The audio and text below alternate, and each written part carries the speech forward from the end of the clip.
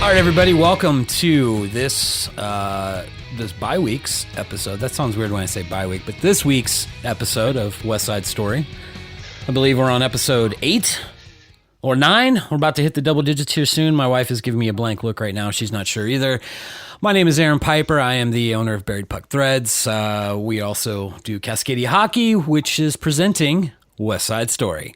I am joined today by my lovely wife, cohort, friend, mother of my children, person, one Miss Anya Piper. Hey, yeah.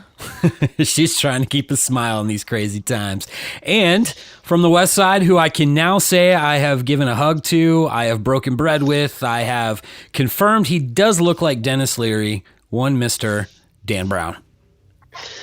Hola, how's everybody doing? Oh, you know, we're doing okay. You sound like you're doing okay. Yeah, I don't know, Eeyore. You might want to throttle back the excitement there. Oh, man. Yeah, it's been crazy. It's been crazy. I got a fun fact for you. Did you know that women peak athletically in their late 20s? And a lot of women in the United States are ending their careers when they're 21, 22 after college. Not cool. Not cool. I know.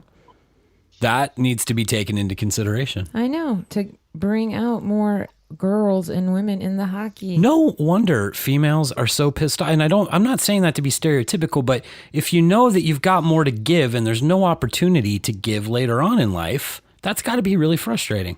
Yeah. Yeah.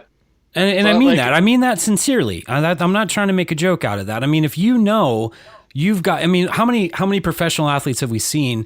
And I guess we're just going to hop right into it today. Yeah. How many professional athletes? Nothing like getting right out of the gate. We're just getting shit done. And they're off.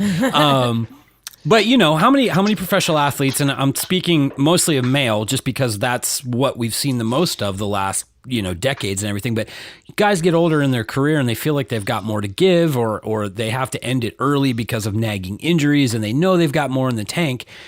How doubly frustrating does that need to be, or is that for a female who literally, physically, by science, has more to give later on in their 20s and early 30s, which in professional sports is considered getting old at that point. Really? You think at 21, 22? No. I'm saying like 29, 30, 31. Oh, yeah. Where a female would reach their peak.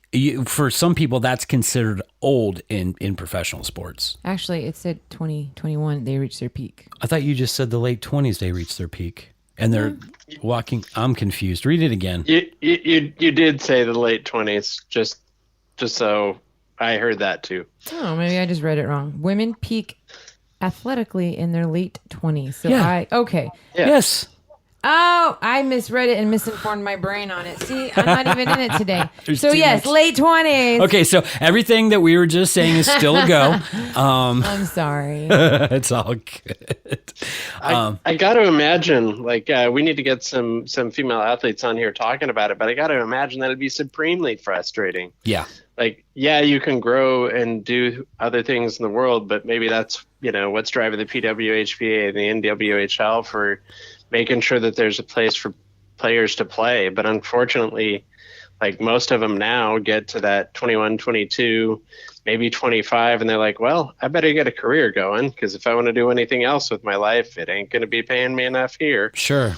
Yeah, it feels like once you're out of the college game, then there's really not a whole lot of opportunities for female athletes anymore. Unless, you're counting every 4 years, I guess, for the Olympics or whatever. But right. It makes me think of wrestlers or track and field athletes that have those Olympic years, and those are the only years that they have to look forward to, because there's for most track and field athletes, excepting the Usain Bolts and stuff like that, they don't have a whole lot of outlet for their sport. Right. Well, that fun fact came from an article that I read on Sportsnet about Danny Ryland, who's the owner of NWHL. It was pretty cool, just her story and stuff like that, which was why she ended up founding NWHL, the Women's Hockey League. So it's pretty cool. She She went and played college hockey as well, and she actually had to work her butt off to go play for a D1, and I can't remember off the top of my head what college that was. But she did play D1 women's hockey. Yeah. Do you know, Dan? I am double checking my stats here because I get mixed up on anybody who she was Northeastern. Yeah. I thought she was a Northeastern. I've got about 5 people from Northeastern in my sphere of hockey folks, so I want to make sure, especially in the Northeastern, Harvard, that I get the right school. Whee! Yeah. Don't want to mess with the bean pot, people. No. Boston College and Boston University are 2 different places, so all that different stuff. You want to make sure you got it all. I think it's pretty yeah, for sure. She looks young. I mean, I'm not trying to say the article, the link you posted had a picture of her. She looked, pretty young. And when you think of somebody that's kind of running a league, I mean, I think that's pretty cool. Yeah, she's 32. Yep. Oh, wow. So she is young. She doesn't just look young. She's a young commish. That's awesome. And I mean that. And a jack of all trades, man. When she first got out of college, she actually was going to be she wanted to be a sports writer, and she got hired on with NHL. Oh, okay. However, it was that 2012-13 lockout. Oh. So she got the put one that on killed hold. like half the season. Yeah, so she had already moved out to New York, and she had to Wow. get figure out, okay, well, while my dream job is in limbo, what do I do? So she got like odd jobs, like walking dogs to make some cash and stuff like that. And it's cool. She actually ended up opening up a coffee shop. And just a whole bunch of other things that she's done and stuff like that. It ended up being that she did go work for NHL for a while, but then she just wanted something bigger. That quote I just shared, that's what she wanted to do. She wanted to have women find their peak. So they wanted to find a purpose. So the people who were passionate about hockey, like she was, that's why she's founded the NWHL, which I think is the coolest thing, and how it's like grown over the last, I think we're going to go into our 6th season since it has been canceled, sort of, not really. It has plans to do the Isobel Cup, because that's it. That's all that's left is that final game. Yeah. So, yeah, right? How disappointing is that? They got to the final game and they're like, yeah, we got to shut it down. I know. Such a bummer. But it should be, and I don't mean this to be facetious. I mean it genuinely. It should be, easier for them to kind of coordinate that last single game, I have to agree. One game, but oh man, I think they will finish it. I think they will, whenever all the craziness of life right now, gets kind of settled, they'll be able to finish it. I mean, it's one game. Yeah. And everybody's going to be itching to go see it. You think about it, man. It could end up being like the biggest game ever for the NWHL. So I think it'd be kind of cool that if once all the dust settles, from this crap.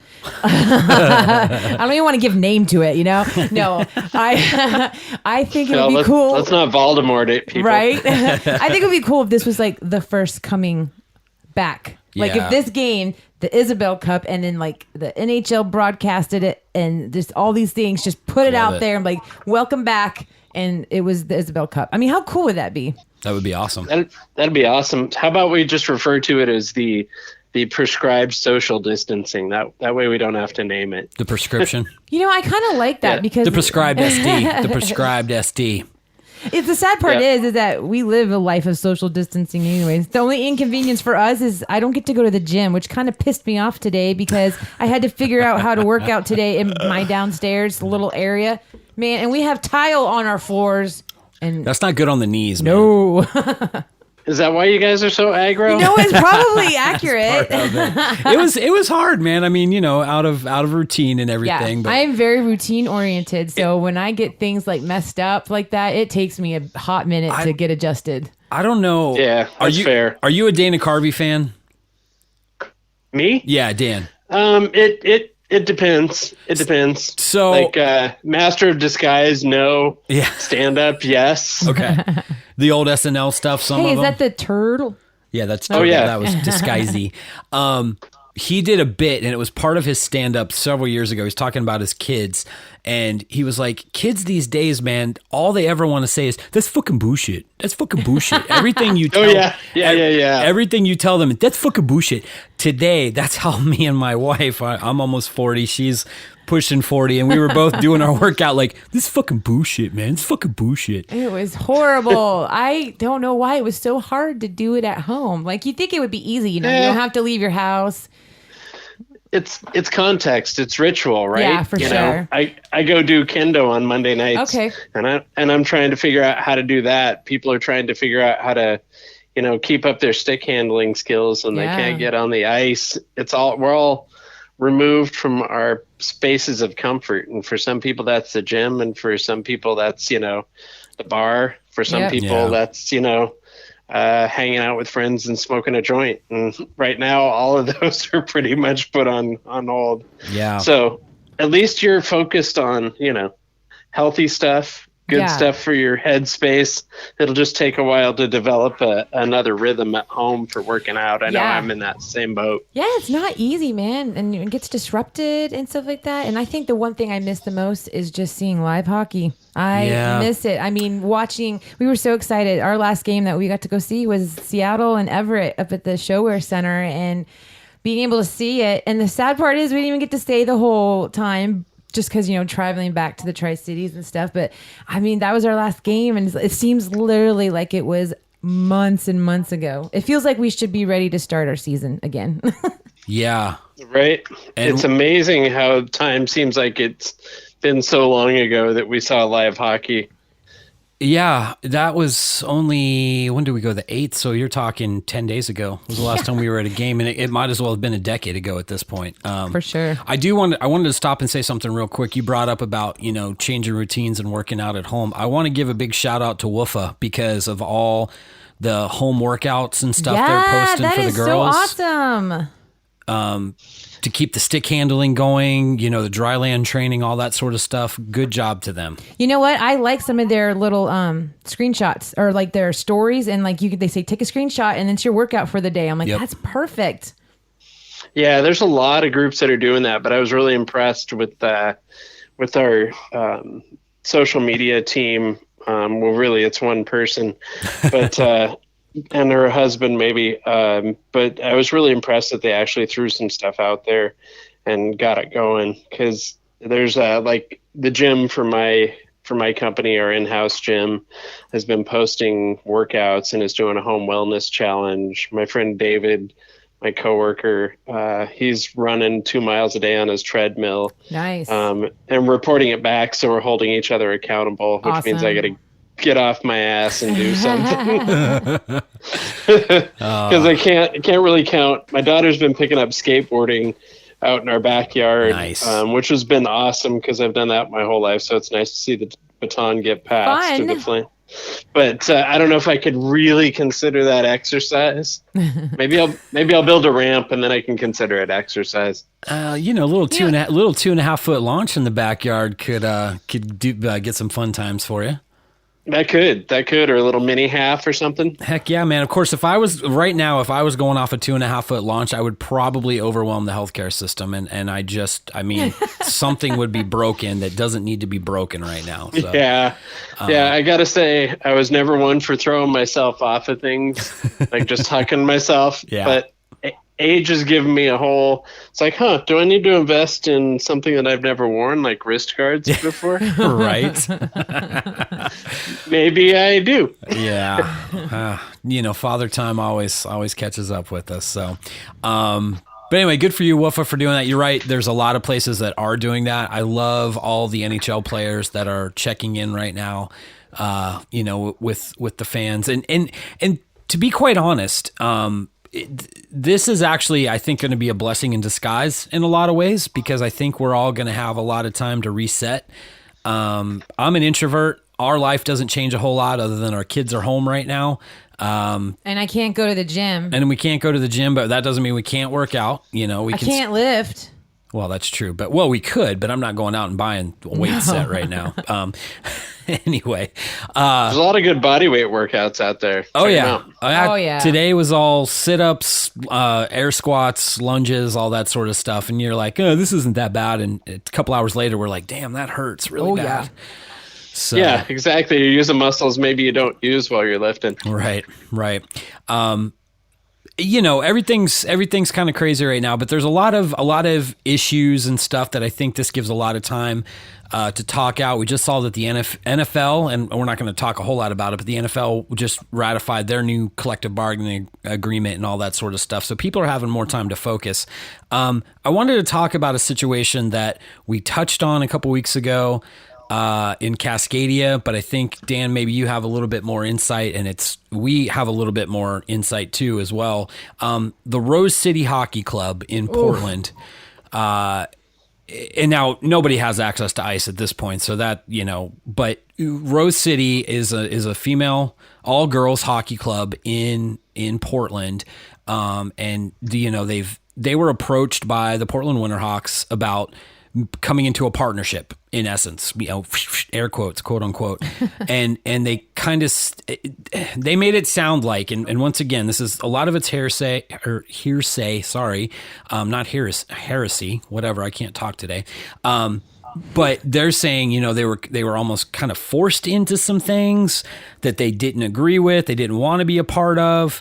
They said no. And then the Winterhawks kind of put the clamp on it as far as, well, good luck in getting ice time sort of thing. There's always two sides to every story, but they've got a big petition going right now. They're really pushing their side of the story. If this is all true, it's really, really bad for the game. It's just not good for community. Dan, what do you know about it? What have you seen about it? So I've seen a whole lot of stuff about it, and I haven't had any kind of on the ground discussion with it. But I know the Junior Winterhawks and the Rose City Hockey Club for girls has been they've banded together for like IIHF. World Girls Ice Hockey Weekends and stuff like that. So they've had some relationship in the past. But from what I hear, it's the same stuff that you're hearing, and with the petition and people closer to it than I am, there's definitely been a lot of spin around the fact that they were, like, as you said, somebody put the clamps on them to say, hey, we really want to keep ice hockey affordable for girls. We want to make sure that Rose City stays up and running. Yeah. Our teams have played against Rose City. We've seen them up in the Richmond Ice Classic, which is almost all of our teams go to the Richmond Ice Classic, as do Rose City, the Vancouver teams, other teams that we play against all the time. And it seems like there's a political element to it, and that's not uncommon. There's some of that stuff going on with the NHL moving to town that I can't really chat about, but the scuttlebutt and around here, scuttlebutt, how old am I? You already told us how old you are, so. Yeah.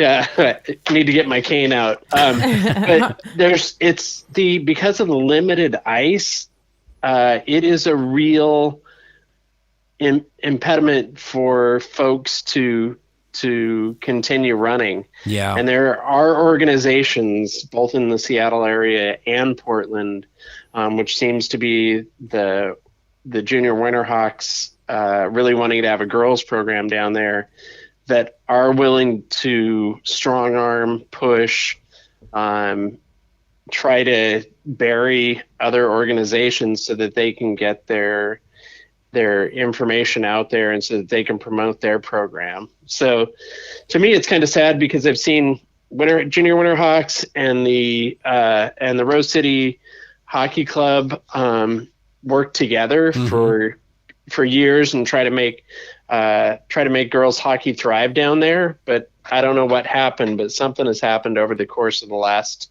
5-6 months, but really hit ahead the last 2 months, where because of the fact that the registrations for the girls are 6 times what they are for the boys. Wow. And that's kind of a national thing. Like there are way more girls playing hockey and registering for hockey than there are boys, that somebody wanted a piece of the pie. And, that kind of came down from the top with Mike Johnston, the former, who was he, Penn's coach, and he's now the VP and general manager of the Portland Winterhawks. Yeah. He announced that a little while ago that the 10U and 12U levels, that the Portland Winterhawks were just going to go ahead with those 2 levels for girls hockey. Yeah. And that completely terminates the partnership that they've had with the Rose City Hockey Club, and effectively kind of limits the opportunities for girls to play hockey, which is, I mean, I don't know. It seems, in short, which after a really long-winded explanation, I shouldn't say in short, but in short, I feel like it's a land grab. I feel like it's a grab at the biggest registration point of girls, because 10U and 12U is that. Yeah, for sure. And I think, honestly, it does a disservice to girls hockey. Like, fucking shut up, Portland. Well, yeah, you're right. To me, and Dan, you hit there's room for everyone. Well, except there in Portland, there isn't room for well, I mean, there is, but everybody's got. According to Rose City, right, but is plenty of time for ice and practice and all that. Right, but people have to work together. And what I'm saying is just, and we've mentioned this on some of the other podcasts, is that I didn't realize how limited ice really is in the Portland area. I mean, you've got 3 sheets of ice there, and for an area that size, with the popularity of hockey that it has, it does make for some hard situations. But you're right, there's plenty of time if everybody works together. Dan, when you use the term political, I think that really hit the nail on the head right there. I'm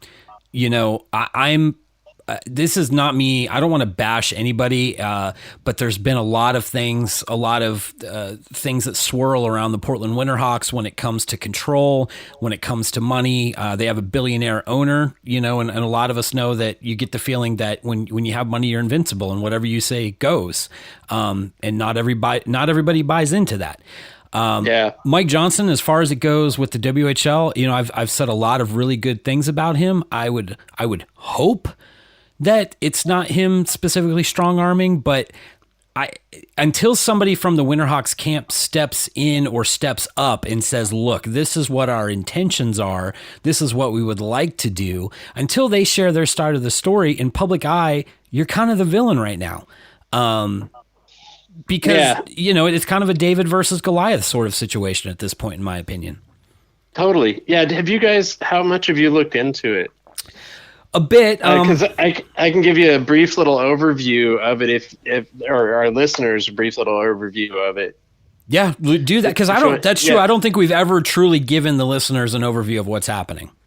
Okay, so really, what it boils down to is Rose City Hockey Club and Junior Winterhawks have had kind of an agreement going on for years where they kind of share the ice and things like that. They have a petition out there, like you mentioned. If you go out to the change.org has a petition out there for the Rose City Hockey Club. So if you Google it, you'll find it if you want to sign it. But take a look at it. In that, it says that they, basically their questions are, what are you going to do if you're doing 10U and 12U? What about above and below those? Mm-hmm. What happens to the girls that are 14U and up is a huge question.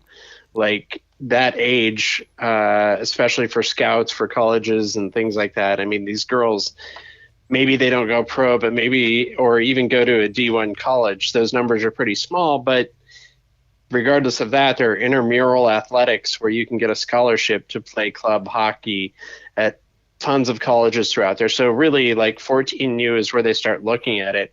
And so the parents and the leadership of RCHC, it's like, hey, what about those girls that are 14 and up? And then how do you know that they'll be scouted? Most of the girls that are playing in Portland right now have that visibility to scouts and things like that starting at 14U. If Winterhawks are just doing 10U and 12U, how how do you account for that, and where do those girls have to go? To a certain degree, we had the same thing with WUFA when the girls got to a certain level where they needed national exposure. It was, our program wasn't robust and mature enough to get those people in front of the right people, and so they'd go off to the, San Jose girls club, or the LA Lions, which is affiliated with the LA Kings, or a private school back east or something like that, to really get that exposure. But a lot of that exposure can happen at a local space, and so that's really the core of kind of what their issues are. And then they do, like, if you look at what they want to remain partners, because that works well for both associations. Right. They want a contract for ice, and that's it. Those are their only wants, is that they just want to make sure that they have the ice and that they retain the partnership. And this is kind of throws the proposal that the Winterhawks came with and that Johnston announced, throws caution to the wind in both of those spaces. And they lost 7 players last year too, because of what they call programmatic uncertainties, which basically means that they don't know if they can get the exposure that they need when they need it. Yeah, and it goes from what you're saying. I mean, it pretty much, they were approached by the Winterhawks. The Winterhawks said, we would love to take over your program for you and make it bigger. And they pretty much, Rose City was like, no, we would love to work with you, but we still want to be involved with it. And that I completely understand. If they came in and tried to strong arm that, then, I mean, the punk rocker in me would be like, fuck you, dude, back off. This is my shit. Right. The Johnny Rotten. Yeah. Exactly. But at any rate, but no. So the thing is, they didn't even try to negotiate and strong arm them. They just released an email on February 25th in which they said the Winterhawks junior hockey is going to run girls programming at the 10U and 12U levels without the cooperation from the RCHC. So this is kind of like the breakup via Snapchat or something. It's like, we're not even going to tell you what we're doing. Wow. We're just doing it. So, and then we'll call this mutual later on. So, I mean, it really seems, that's why I used the word land grab, because it really seems like the Winterhawks from the first step were like, we're creating a separation from anybody who's reading this, and by proxy, we're completely putting your program into a space where it doesn't exist in the reader's mind. I had commented on when it first came out, like I think it was February 26th. I left a comment because Anya went directly to the source. I'm an advocate for Portland for the longest time. On Cascadia, Corey and Derek, they both hate Portland. They don't like Portland, but I'm like, you know what? I kind of like them. I'm gonna be like, go Portland. And then when this came about, I was like, what? So I went in and asked a question saying, were these the exact words? And the director actually responded to me, and her exact words were, unfortunately, yes. They framed it as a supply and demand problem, stating, unfortunately, there's just not enough ice to sustain 2 hockey clubs, which, according to her, the director, she says, it's just not true. There is time. You have to work together. It's just... Yeah, it's simply untrue, and it's ridiculous that they would go down that route. And the only thing I could figure is that it comes down to what they want: the power. They want to have those. That's what it sounds like. It's just ridiculous, and it freaking irritates me. So now I have an X in my heart for Portland, and I don't want that feeling. Welcome to my world. Oh man, no, I as a club, I've always liked the Seattle-Portland rivalry, but yeah, that's fantastic that the director responded to you, because it's quite simply just, we see a lot of people registering in the girls programs, and we want them. We want that. Yeah. We want that revenue stream. It's not even about power. They just want the money for their organization. Yep. Yeah. It's stupid. And there's so much. I think this is just ridiculous, and I think at the end of the day, it hurts the girls' hockey teams. It hurts the move. I mean, not obviously on the big scale of things, but I mean, these little things kind of add up, and it's hard enough for girls to make their way in this sports world, and this just makes it like, you get 10 steps forward, you get like 20 steps back. It's just frustrating. Yeah, absolutely. It all ties into what we opened with. Yeah, for sure. And absolutely good bringing that around. And I'm serious, guys. I mean, I think, a year ago when we started talking, female hockey, women's hockey on Cascadia, I didn't ever want it to sound disingenuous. I didn't ever want it to sound like we were trying to hop on something early on. Ooh, women's hockey is going to be big one day. Let us be the people that are leading the way. I genuinely want opportunity for everyone in hockey. And that to me is a very underrepresented, very lack of, not ability, of opportunity in the female hockey world. So when stuff like this happens, it gets me upset, and I want the little person, and I'm not saying that condescendingly, but the group with the more limited resources, Rose City, that doesn't have the backing of a billionaire owner, I want them to be supported as much as possible. So bottom line is we preach support local hockey. If these two aren't going to come together, then the local hockey community has to put the squeeze on somewhere.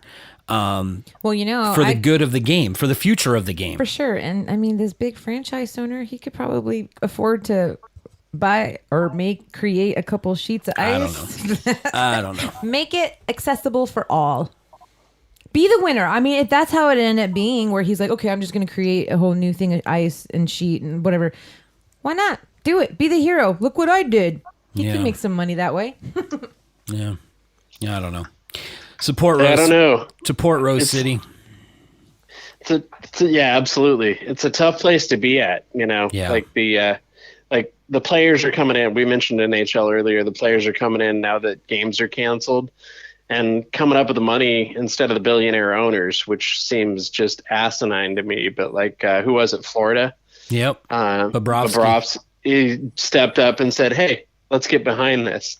It's insane to me that the NHL players, though they're millionaires too, are stepping in where the owners need to be. But, that shows to me the same type of community that should be happening with Rose City. If you see somebody who's doing less than you are, who's a bender, who's a duster, you try to pick them up, not put them down. Right. Maybe you chirp them and put them down too if you know them, but you're also trying to elevate their game. And I just feel like that's the same kind of attitude that needs to be kept with youth hockey. I came from high school wrestling and youth soccer, and it was all about trying to work with other organizations. As girls came into wrestling had started developing girls programs and things like that. It was all about working together for what was best for the kids. Hockey is the only place I've been in the youth sports continuum that is so political. And I think it all comes down to the fact that there's not enough ice out there unless you're in Canada or Russia or Sweden or Canada, something like that. Yeah. Did I say Canada twice? Probably, anyway. But that's because there's so much ice in Canada. So yeah, exactly. If you guys want to know more about this, go to rosecityhockeyclub.com. Yep. And this is not any sort of paid advertisement. I do want to say that this is just on our own volition, or you can check them out. Rose City Hockey Club on Facebook. There's a lot of information on there about what's going on with them. So let's, formulate your own opinion. This is just us. We're the catalyst here to give our opinions. If you don't agree with us, that's fine. That's fine. But, go and educate yourself about it too. And let us know why not. Why don't you agree with us? Yeah. What do you think could be different? What do you think should be different? Yeah, for real. Yeah, we got a lot of time on our hands. Everybody does right now. Yes. So hop on the social media, comment. Let's start a conversation. Let's figure out what we need to do. For real. All the time. And with that being said, that's a good transition to our next quick topic here before we wrap up for the day. You, I believe, are doing a little piece with All Beard No Teeth Hockey called the Hockey Book Pandemic Edition. Is that what I heard you say? It's so I write a group of articles, and if you go out to allbeardnoteeth.com, it's hockey by the book. And what I've done is basically amounts to book reviews for hockey books, because it's a passion that I have, and I got a lot of them. And I've just been trying to get that information out there. It's been pretty spotty. We've talked about, as I wrote for a bunch of stuff last year, I just got burnt out.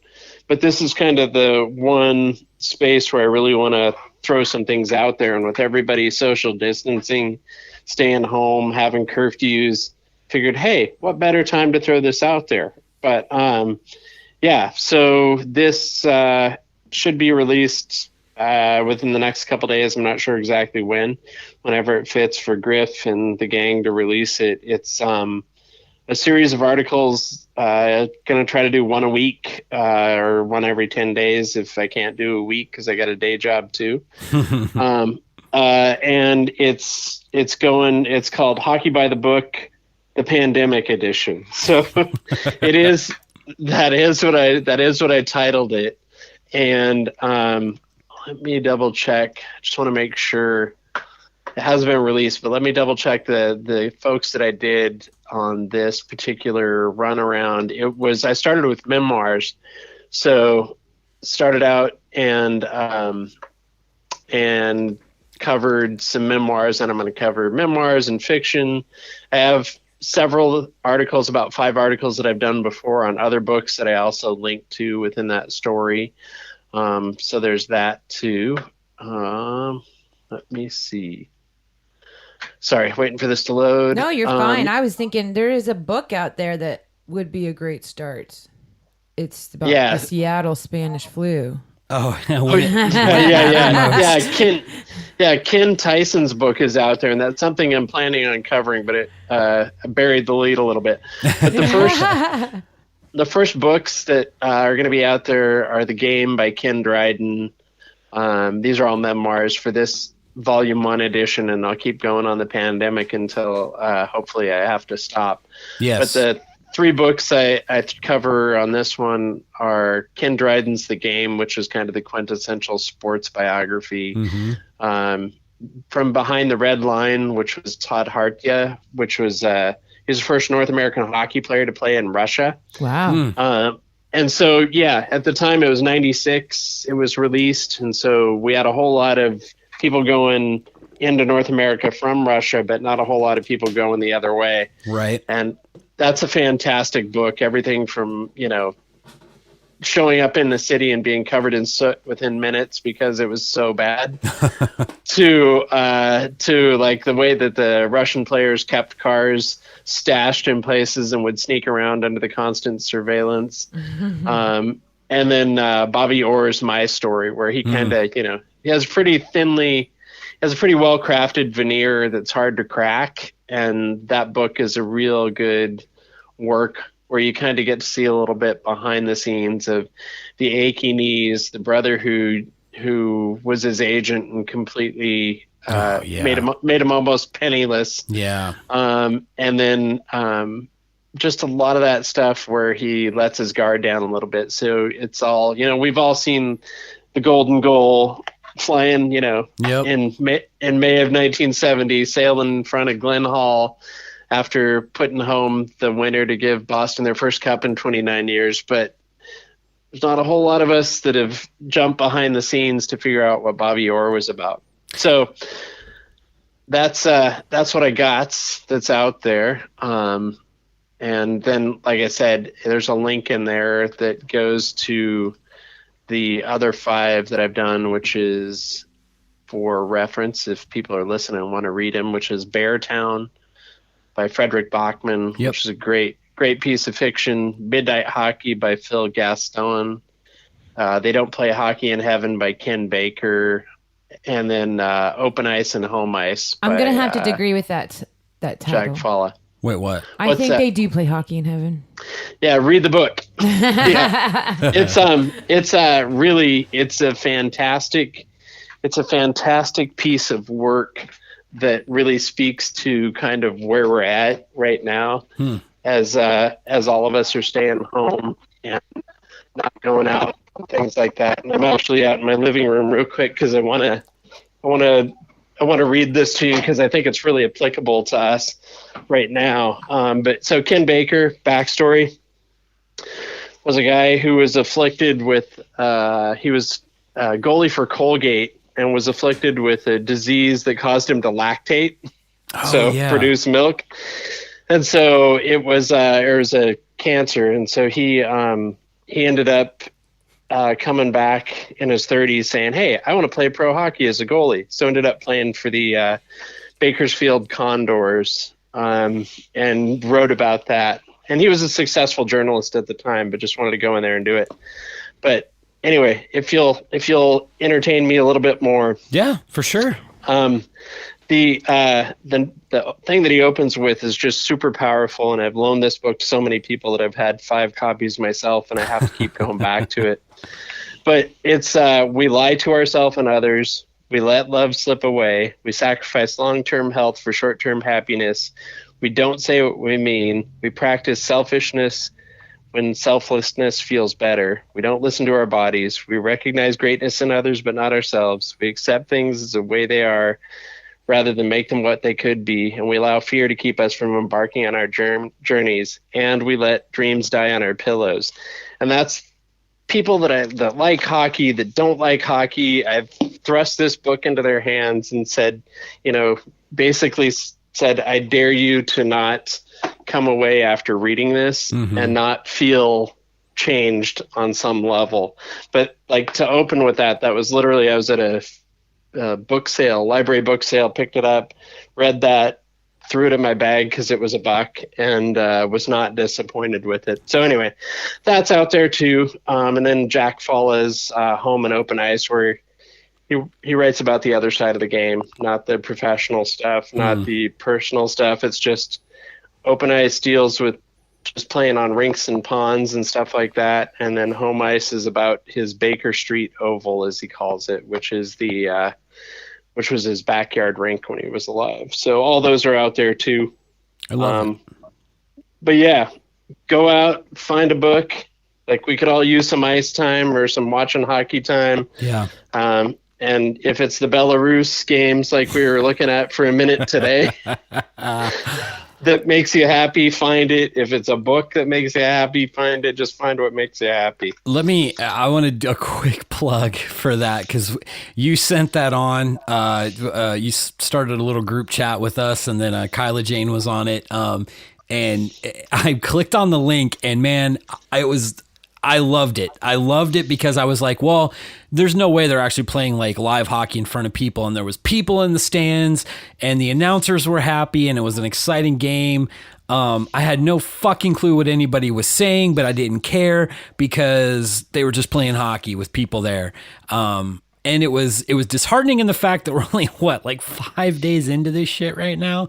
But it was also exciting in the fact that, life goes on, man. But I do have to say that Greg, I believe it's Greg Wisniewski.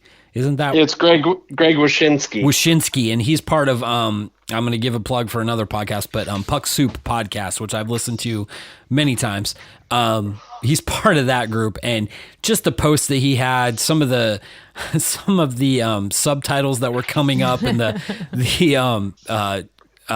what's the word I'm looking for here? The taking it from Belarusian to English didn't make a whole lot of sense. The translation, yes. Yeah. I'm sorry, I'm tired. And then the cheerleaders that were in the corner that somebody called the New York Islanders Subaru. Wait, were they really cheerleaders? Yeah. Yeah, and they were in the corner like the SUV is at the Barclays Center. Oh my god! Oh, in Belarus and Russia, it is a whole other world. Yeah. If you've never, the KHL has the Gagarin Cup out there. Wish has been one of those influencers in the hockey community years, and quite frankly, Merrick versus Wyshynski was the podcast that brought me back to the game. Nice. But yeah, for him to share that was like just a little nugget of joy. And so I had to hit you guys up, totally blindsided you, and then left you because I had to go work. You did. Well, and because I was just like, who would like this news? I got to get it out right now. And so I'm like, Aaron, Anya, and Kyla. I don't have any more time to add anybody. Blip, send. No, and it was totally cool. And after you did it, I mean, I was so excited. I'm like shaking. I'm like, holy shit, there's live hockey. Somebody's really playing live hockey right now. And I'm working. And I'm like, She's I don't working. got time to look into it. Well, and I click on it, so I'm watching it, and then I'm like, oh, wait a second. Kyla Jane's in this group. I've never met her before, so I'm doing a virtual, digital, hey, hi, nice to meet you sort of thing with her, which, hopefully we'll have her on in the future. She's pretty influential with women's hockey life and all that stuff. So just a little bit of joy today in what otherwise has been a lot of emotional ups and downs for me lately. But I love doing this. I don't know about you guys, but this is a highlight of my week, and I love the creative outlets that we have. Dan, it was really good to get to meet you, a week and a half ago. And you guys as well. We really enjoyed that. We drove home just excited. We're still excited. I mean, nothing with the excitement has changed. The way I look at it, this is all an inconvenience right now. And we'll get it all figured out and we'll move on. And I maybe call me an optimist, man, but I believe that everything that we've taken for granted, even being able to go to live hockey, that's going to come back stronger, just because what's the old saying? You don't know what you have until it's gone. So I don't know. There's my little chicken soup for the soul comment today, I guess you would call it. I like it. I do. I'm going to make hockey work somehow. We have the little sauce kit. My son That's came true. home, Yep. and for the longest time, Aaron kept saying to Ryan, no, you can't play with it. I'm like, now it's time. Now it's time to get the sauce kit out in the backyard. Yep. So I actually have one of Parker Wotherspoon's old sticks here. I'm looking at it right now from his time with the Tri-City Americans. So I might take that out and play with that. So does that have a little special sauce then? It might. It's got his name. Of course, he was a lefty. So I think our youngest is a lefty when it comes to the stick handling, which is kind of weird. But anyway, Dan, I appreciate it, man. This too shall pass. I keep telling myself that over and over. We take it a day at a time. But you know what? Talking hockey and Makes doing me- this, it makes my anger a little bit better. Yeah, for sure. Yeah, you guys sound like different people than the ones that started this. So podcast. people are going to want to totally listen to this because they can hear us have a change. You can hear us perk up. Yeah, and for sure, different people than the ones that I had the honest conversation with before we started. Very true. Yeah, we didn't record that part. So, and No. that's me, man. I wear my emotions on my sleeve a lot, and I try to be as open and honest. Dan, you're a friend, and when it comes to friends and stuff, I try to be as open as I can. So sometimes I'm gonna vent and be a Debbie Downer, but I always bounce back. Yeah, that's what I say. Absolutely.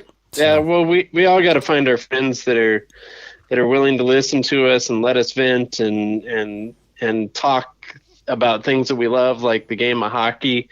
Like that's what this time's for. And like you said, you may be Little Mary Sunshine over there with your comment about all coming out of this at the end of it better. But I think you're right. I think that we take a lot for granted, had a lot taken away from us, and hopefully the world's going to be a little bit smaller and a little bit better than it was 10 days or 2 weeks ago when this first started coming about. Yep, I agree. So I think we... Okay, before we end it, let's yes. end it this way. Okay. You're quarantined. What? What is the number one player? The number one player? The number one hockey player that you would pick to be with you during quarantine. We only get one? One. Pick one. It would be Brett Hull as long as I got a case of whiskey to give to him. Interesting. What about you, Dan? Oh, man, do I have to pick one? If you've got one, I'll think about that while you... I would pick Parker Coyne. Oh, look at that. Wow. You're Yep. trying to get Parker to listen to West Side Story now, huh? Yes. Sticking close to home on that one. Dude, okay, so real quick, and if you listen to Cascadia Hockey, you'll hear this story again, but the worst part about all of this situation to me was I get a text the other night from Parker, I think it was Saturday night, and he said, hey, I was going to come to Tri-City next weekend to surprise you guys. Guess that's not happening now. And my heart sank. I was like, oh, oh, that was the worst news I had heard through all of this. But Parker, if he would have done that, it would have been an automatic go home and self-quarantine for 14 days. So I definitely understand, brother, why you're not doing it. So seriously, I think he's fun. He's smart. He's entertaining. Yeah. And I know him. So yeah. All right. How about you? So for me, Derek Sanderson. If you don't know who that is, look him up. Yeah. I will, because I don't know who he is. He's a hockey player from the 70s, total character. Wrote a book. What was his book? He wrote a book about life playing hockey in the 70s that they optioned for a movie. So that should tell you about who he is. He's who did he play for? Bruins. Okay. He played with Orr and things like that, and it was, so they made a book out of his movie. But if you look on Amazon as Derek Sanderson, he is a character. Now he's a financial advisor, which is interesting. Given his background as a guy who threw fists and drank a lot and owned a bar, maybe that's where he figured out his finances, when he owned that bar. But I think he'd be a hoot to sit around and chat with. Fun. I just pulled it up. The book, I think, would be called Crossing the Line. Okay. It says the outrageous story of a hockey original. There's another one to add to the list. Yeah, that already sounds fun to read. We're gonna check it out because I know the name, but I'm not super familiar with the player. So. Well, I'm old. You're young. There you go. So, you only had an extra decade to check things out than I did, so. Yeah, well, in the 70s were a hell of a time to be a hockey fan. Used to go to fights and hockey games would break out. Is the old adage, and it ain't far from the truth. Yeah, I give my father-in-law shit for that all the time because he always says that I'm going to go to a fight and a hockey game will break out. And I'm like, fuck you, but I get it because Broad Street bullies, all that shit. I get it. So awesome. I'm good. So next bye week, I will totally have another question for us to have to come up with, so be prepared. I like it. And if you want more of those questions, we're trying to do them a little bit more often with the way things are now on Cascadia Hockey Club on Facebook. Check that out. Also check out All Beard No Teeth. That exists a lot on Twitter, correct? And then abnt.com, is that correct? No, it's allbeardnoteeth.com. And it's ABNT is the Twitter handle for Griffin and the gang over there. All Beard No Teeth is it's ABNT Hockey is what it is on Twitter. But you can link out to it either place. There's a group of people that write about all facets of hockey, a lot of KHL news and stuff like that too. Love it. Yeah. I lied. I think I would want to be quarantined with him. He's not a hockey player. I know, but he could just talk and tell me all the hockey names. Just talk the whole time. Griff. Who's that, Griff? Yeah, I love his accent.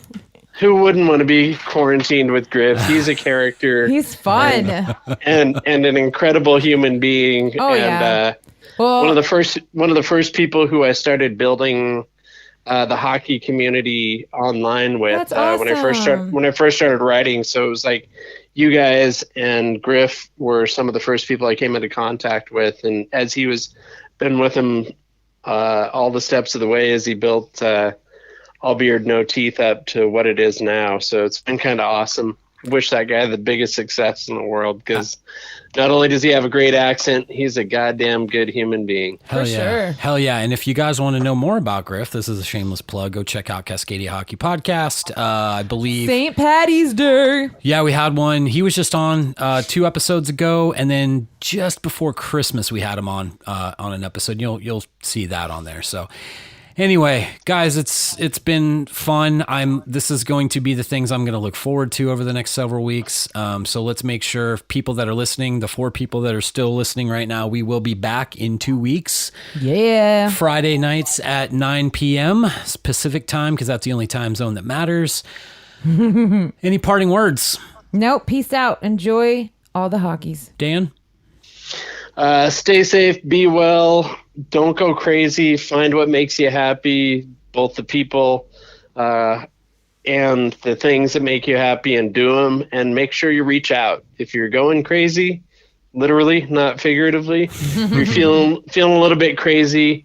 There are people out there that love you. There are resources that you have to help you out. So, yeah, we're all in a weird space. Just realize we're all in it together. Absolutely. And thank you once again to our buddy Michael Pelligrini for the music. Yep. Hopefully he might be able to put out some new stuff here soon. Michael, fingers crossed. Check him out on SoundCloud and Pelligrini and Twitter as well. We're very thankful for that very gritty, grungy Seattle sound that he puts out. So I think that's about all we got.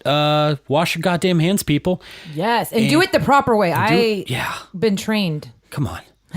Just come on. Next Twice. week. And don't forget that little spot behind your thumb. That's where everybody always forgets. Yep. And in 2 weeks, we'll be working on shapes and colors for all of you that have learned how to wash your hands properly. So, Love it. all right, Love guys. it. Well, I love all of you. Anybody listening right now, we love you guys. Seriously, reach out. BuriedPuck.com, BuriedPuckThreads.com, hello@BuriedPuck.com. All that good stuff. We're on the Twitterverse, the Facebooks, the Instagrams. I think we're even on, what's that one? Tumblr. I think we even have a Tumblr page. I just never check it. So anyway, I guess that's about it. I'm going to go ahead and say peace out, motherfucker. Bye. See ya.